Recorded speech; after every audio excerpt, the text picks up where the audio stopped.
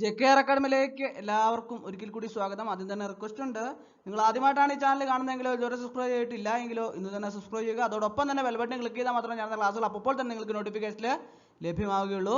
ഈ തസ്തികയിലേക്ക് അപേക്ഷ സമർപ്പിച്ചിട്ടുള്ള ഉദ്യോഗാർത്ഥികൾക്ക് കണ്ടുള്ള എല്ലാ ക്ലാസ്സുകളും നിങ്ങൾക്ക് ഈ ചാനലിലൂടെ ലഭ്യമാണ്. ക്ലാസ്സുകളെല്ലാം തന്നെ പ്ലേലിസ്റ്റിൽ അപ്ഡേറ്റ് ചെയ്തിട്ടുണ്ട്. പുതുതായിട്ട് ജോയിൻ ചെയ്യുന്ന ഉദ്യോഗാർത്ഥികളെ സംബന്ധിച്ചിടത്തോളം പ്ലേലിസ്റ്റിൽ ക്ലിക്ക് ചെയ്താൽ നിങ്ങളുടെ ക്ലാസ്സുകളെല്ലാം തന്നെ നിങ്ങൾക്ക് ലഭ്യമാവുന്നതാണ്. ഇന്ന് നമ്മൾ 18/7/2024 നടന്ന പരീക്ഷയുടെ ക്വസ്റ്റ്യൻ പേപ്പർ ആണ് ഡിസ്കസ് ചെയ്തുകൊണ്ടിരിക്കുന്നത്. അപ്പോൾ നമുക്ക് അതിൻ്റെ രണ്ടാമത്തെ ക്ലാസ് ആണ്. 2024 ക്വസ്റ്റ്യനുകൾ എന്ന് പറഞ്ഞാൽ ഈ പരീക്ഷയ്ക്ക് വളരെയധികം പ്രധാനപ്പെട്ടതാണ്. ഉറപ്പായിട്ടും പ്രതീക്ഷിക്കാവുന്ന ചോദ്യങ്ങളാണ്. അപ്പോൾ നമുക്ക് ക്ലാസ്സിലേക്ക് കിടക്കുക. ആദ്യത്തെ ക്വസ്റ്റ്യൻ നോക്കാം. ധാതുക്കളുടെ കലവറ എന്ന് വിളിക്കുന്ന ഭൂപ്രകൃതി വിഭാഗമേത്? ധാതുക്കളുടെ കലവറ എന്ന് വിളിക്കുന്ന ഭൂപ്രകൃതി വിഭാഗം ഏത്? ഓപ്ഷൻ എ ഉത്തര മഹാസമതലം, ഓപ്ഷൻ ബി ഉപദ്വീപീയ പീഠഭൂമി, ഓപ്ഷൻ സി ഹിമാലയ പർവ്വതം, ഓപ്ഷൻ ഡി തീര സമതലങ്ങൾ. ധാതുക്കളുടെ കലവറ എന്ന് വിളിക്കുന്ന ഭൂപ്രകൃതി വിഭാഗം ഏത്? ഏതാണ് ധാതുക്കളുടെ കലവറ എന്ന് വിളിക്കുന്ന ഭൂപ്രകൃതി വിഭാഗം? ഏതാണെന്ന് ആലോചിച്ച് നോക്കിയേ. ഏതാണ് ഉത്തരം? ഉപദ്വീപീയ പീഠഭൂമി അല്ലെ. ഉപദ്വീപീയ പീഠഭൂമിയാണ് ശരി ഉത്തരം. അടുത്ത ക്വസ്റ്റ്യൻ. ചുവടെ ചേർത്തിട്ടുള്ളവയില് കാവേരി നദിയുടെ പോഷക നദി ഏത്? താഴെ തന്നിട്ടുള്ള 4 നദികളില് ഏതാണ് കാവേരി നദിയുടെ പോഷക നദി എന്നാണ് ചോദിച്ചിരിക്കുന്നത്. Option A Indravati, option B Kabani, option C Sabari, option D Bhima. ഏതാണ് ശരി ഉത്തരം? കാവേരി നദിയുടെ പോഷക നദി ഏതാണ്? കബനിയാണ് അല്ലെ. ഓപ്ഷൻ ബി ആണ് കറക്റ്റ് ആൻസർ. കബനി നദിയാണ് കാവേരി നദിയുടെ പോഷക നദി. അടുത്ത ക്വസ്റ്റ്യൻ. ഇന്ത്യയെയും പാകിസ്ഥാനെയും തമ്മിൽ വേർതിരിക്കുന്ന അതിർത്തി രേഖ. ഇന്ത്യയെയും പാകിസ്ഥാനെയും തമ്മിൽ വേർതിരിക്കുന്ന അതിർത്തി രേഖ. ഓപ്ഷൻ എ റാഡ്ക്ലിഫ് രേഖ, ഓപ്ഷൻ ബി മക്മോഹൻ രേഖ, ഓപ്ഷൻ സി ഡ്യൂറന്റ് രേഖ, ഓപ്ഷൻ ഡി ഗ്രീൻവിച്ച് രേഖ. ഏതാണ് ഇന്ത്യയെയും പാകിസ്ഥാനെയും തമ്മിൽ വേർതിരിക്കുന്ന അതിർത്തി രേഖ? ഒന്ന് ആലോചിച്ച് നോക്കിയേ.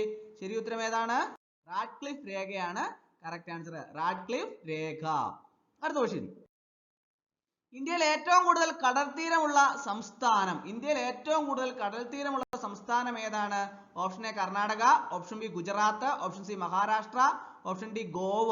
ഏതാണ് ഇന്ത്യയിൽ ഏറ്റവും കൂടുതൽ കടൽത്തീരമുള്ള സംസ്ഥാനം? ഗുജറാത്ത് ആണ് അല്ലെ. ഗുജറാത്ത് ആണ് ഇന്ത്യയിൽ ഏറ്റവും കൂടുതൽ കടൽത്തീരമുള്ള സംസ്ഥാനം. അടുത്ത ക്വസ്റ്റ്യൻ.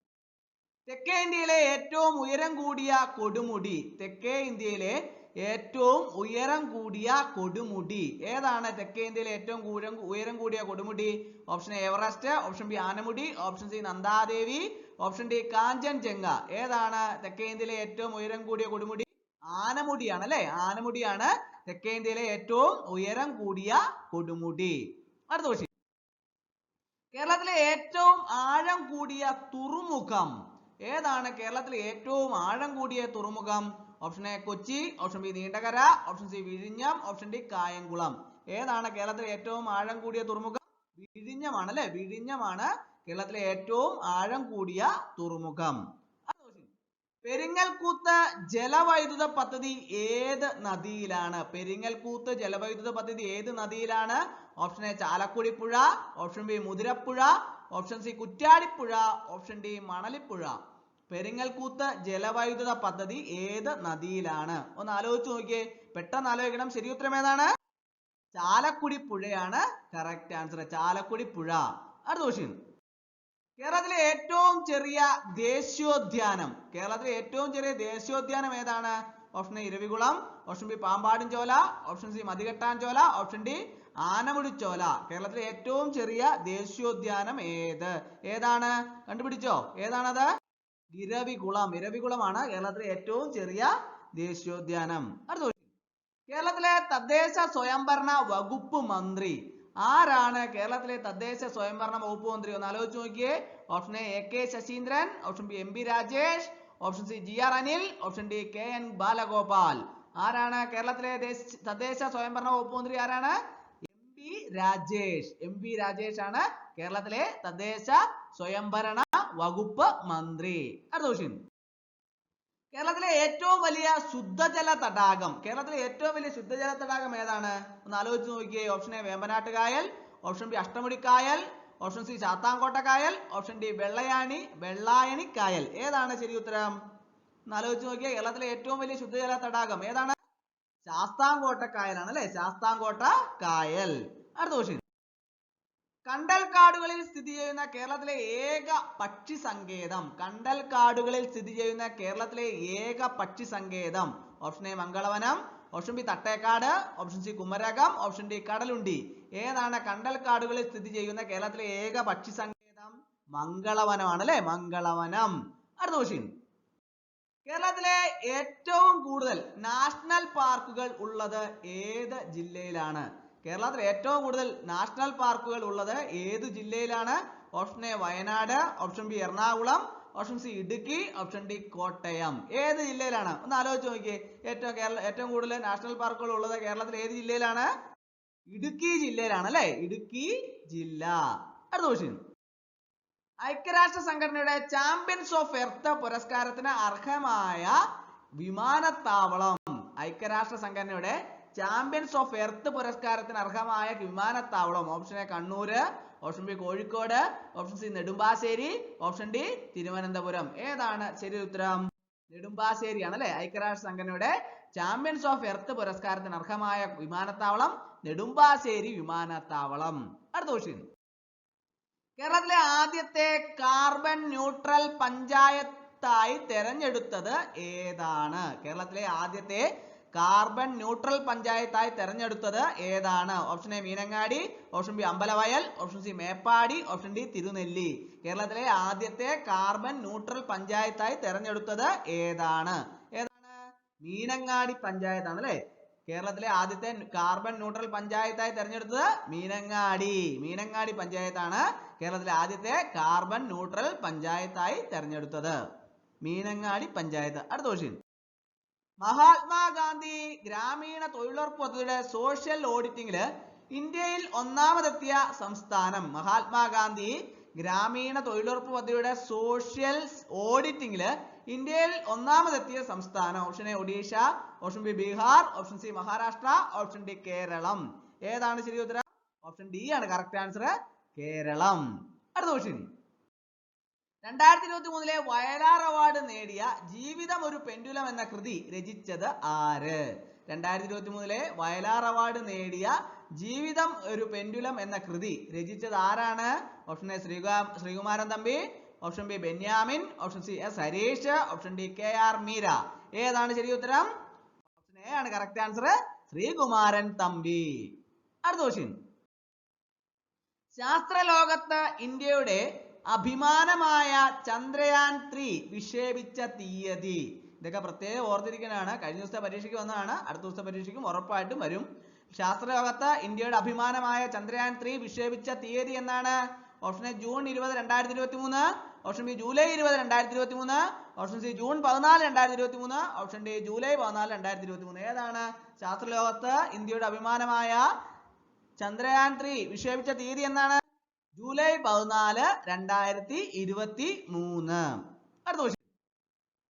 മെയ് 17 കേരളത്തിൽ സ്ത്രീ ശാക്തീകരണത്തിന് വേണ്ടി പ്രവർത്തിക്കുന്ന ഏത് സംഘടനയുടെ ദിനമായിട്ടാണ് ആചരിക്കുന്നത്?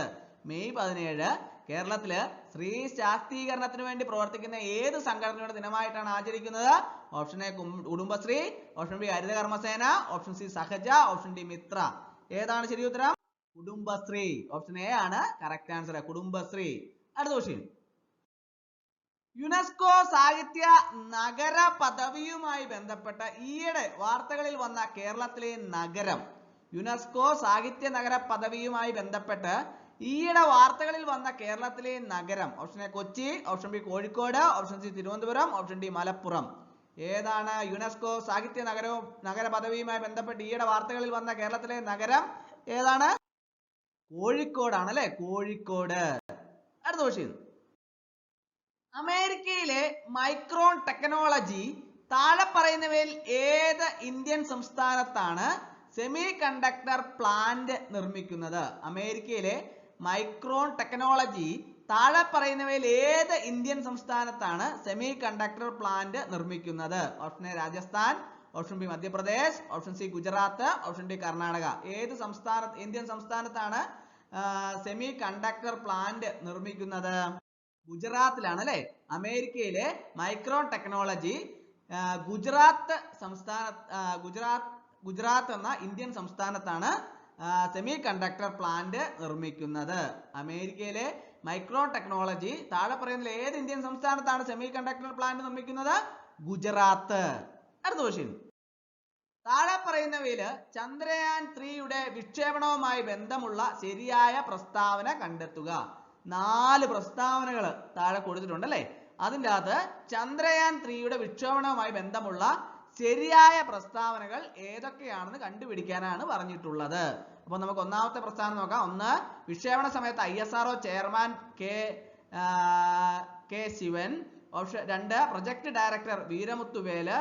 3. വിക്ഷേപണ വാഹനം LV മാർക്ക് 3. ഓപ്ഷൻ 4ാമത്തെ പ്രസ്താവന വിക്ഷേപണ തീയതി ജൂലൈ 14, 2023.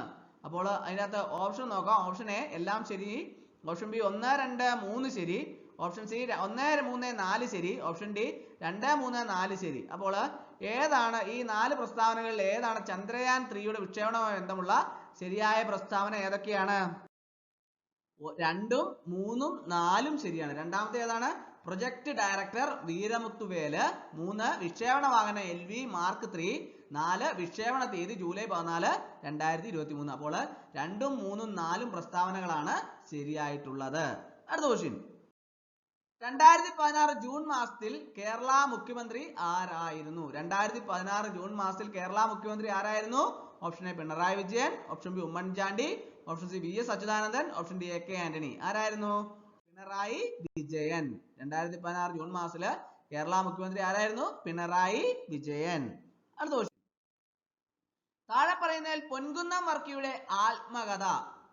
4 ഓപ്ഷൻസ് ഉണ്ട്. അതിൻ്റെ അത് പൊൻകുന്നം വർക്കിയുടെ ആത്മകഥയാണ് ചോദിച്ചിരിക്കുന്നത്. ഓപ്ഷൻ എ എന്റെ വഴിത്തിരിവ്, ഓപ്ഷൻ ബി എന്റെ കഥ, ഓപ്ഷൻ സി ആത്മകഥ, ഓപ്ഷൻ ഡി എന്റെ വഴിയമ്പലങ്ങൾ. ഏതാണ് പൊൻകുന്നം വർക്കിയുടെ ആത്മകഥ? ആലോചിച്ച് നോക്കിയേ, പെട്ടെന്ന് പറയണം. ഏതാണ്? എന്റെ വഴിത്തിരിവാണ് പൊൻകുന്നം വർക്കിയുടെ ആത്മകഥ.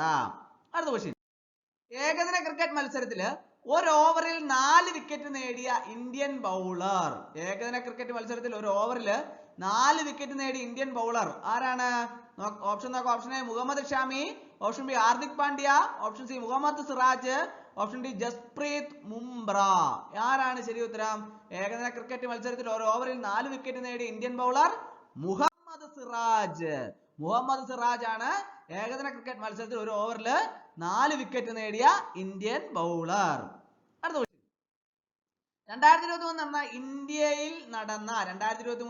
ഇന്ത്യയിൽ നടന്ന G20 സമ്മേളനത്തിന്റെ ഇന്ത്യൻ ഷെർപ്പ ആരായിരുന്നു? 2023 ഇന്ത്യയിൽ നടന്ന G20 സമ്മേളനത്തിന്റെ ഇന്ത്യൻ ഷെർപ്പ ആരായിരുന്നു? Option A Urjit Patel, option B S Jaishankar, option C Shashi Tharoor, option D Amitabh Kant. ആരായിരുന്നു 2023 ഇന്ത്യയിൽ നടന്ന G20 സമ്മേളനത്തിന്റെ ഇന്ത്യൻ ഷെർപ്പ? ആരായിരുന്നു? അമിതാഭ് കാന്ത്. അമിതാഭ് കാന്ത് ആയിരുന്നു 2023 ഇന്ത്യയിൽ നടന്ന G20 സമ്മേളനത്തിന്റെ ഇന്ത്യൻ ഷെർപ്പ അമിതാഭ് കാന്ത്. അപ്പോൾ ഇന്നത്തെ ക്ലാസ് എല്ലാവർക്കും ഇഷ്ടമായെന്ന് വിചാരിക്കുന്നു. ഒരിക്കൽ കൂടി നന്ദി പറഞ്ഞു നിർത്തട്ടെ. നന്ദി, നമസ്കാരം.